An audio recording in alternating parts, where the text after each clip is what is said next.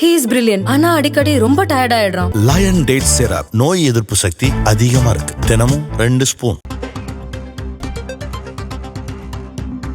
அண்மை செய்தி. பெஞ்சல் புயலால் பாதிக்கப்பட்ட கடலூர், விழுப்புரம், கள்ளக்குறிச்சி, தருமபுரி, கிருஷ்ணகிரி உள்ளிட்ட 18 மாவட்ட விவசாயிகளுக்கு 498.80 கோடி ரூபாய் நிவாரணம் என்று அறிவிக்கப்பட்டுள்ளது. இதன் மூலமாக 5,18,783 விவசாயிகள் பயனடைவார்கள் என்றும் அறிவிக்கப்பட்டிருக்கிறது. அண்மை செய்தியாக பார்க்கிறோம்.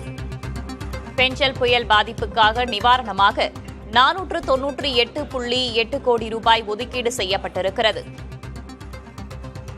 பெஞ்சல் புயலால் பாதிக்கப்பட்ட கடலூர், விழுப்புரம், கள்ளக்குறிச்சி, தருமபுரி, கிருஷ்ணகிரி உள்ளிட்ட 18 மாவட்ட விவசாயிகளுக்கு 498.80 கோடி ரூபாய் நிவாரணம் என்று அறிவிக்கப்பட்டுள்ளது.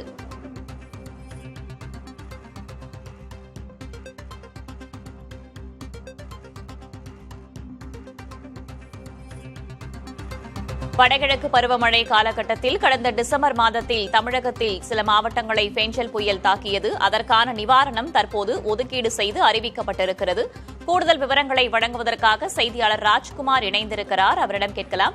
ராஜ்குமார், தற்போது நிதி ஒதுக்கி முதலமைச்சர் மு.க.ஸ்டாலின் அறிவிப்பு வெளியிட்டிருக்கும் நிலையில் அதில் என்னவெல்லாம் குறிப்பிடப்பட்டிருக்கிறது? விரிவான தகவல்கள்.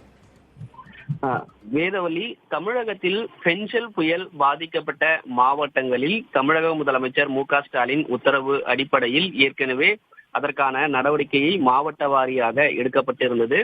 இந்த நிலையில் தற்போது கடலூர், விழுப்புரம், கள்ளக்குறிச்சி, தருமபுரி, கிருஷ்ணகிரி உள்ளிட்ட 18 மாவட்ட விவசாயிகளுக்கு அவர்கள் பலன் பெறக்கூடிய வகையில் 498 கோடி ரூபாய் நிவாரணம் அறிவிப்பு செய்து முதலமைச்சர் மு.க.ஸ்டாலின் உத்தரவிட்டிருக்கிறார்.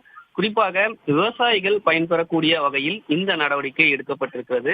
கிட்டத்தட்ட 5,18,000 விவசாயிகள் பயன்பெறக்கூடிய வகையில் ஏற்கனவே பெஞ்சல் புயல் பாதிப்பின் போது விவசாயிகள் பெருமளவுக்கு பாதிக்கப்பட்டு இருந்தனர்.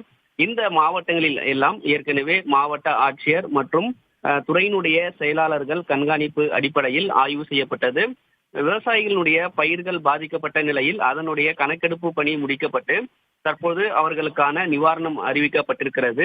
இதில் தோட்டக்கலை பயிர் உள்ளிட்ட மானாவாரி பயிர் உள்ளிட்ட அனைத்தும் கணக்கெடுக்கப்பட்டு மானாவாரி பயிருக்கு ஒன்றுக்கு 8,500 ரூபாயும், அதே போன்று நெற்பயிர் மற்றும் பாசன வசதி பெற்ற பயிர்களுக்கு ஹெக்டேர் ஒன்றுக்கு 17,000 ரூபாயும், நீண்டகால பயிர்களுக்கு ஹெக்டேர் ஒன்றுக்கு 22,500 ரூபாய் நிவாரணம் என்ற அடிப்படையில் விவசாயிகளுக்கு நிவாரணம் வழங்கிட முதலமைச்சர் உத்தரவிட்டிருக்கிறார்.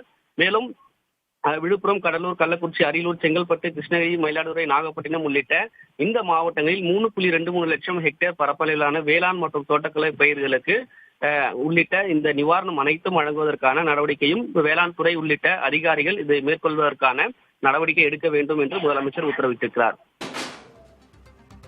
பெஞ்சல் புயல் பாதிப்பாக 498.80 கோடி ரூபாயை ஒதுக்கி அறிவிப்பு வெளியிடப்பட்டிருக்கிறது. விரிவான தகவல்களுக்கு நன்றி ராஜ்குமார்.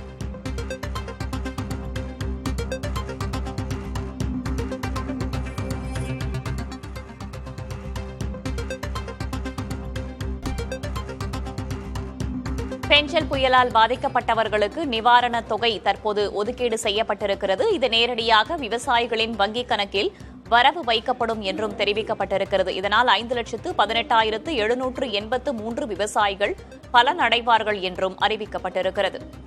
He is brilliant. ஆனா அடிக்கடி ரொம்ப டயர்ட் ஆயிடுறான். லயன் டேட் சிரப் நோய் எதிர்ப்பு சக்தி அதிகமா இருக்கு. தினமும் 2 ஸ்பூன்.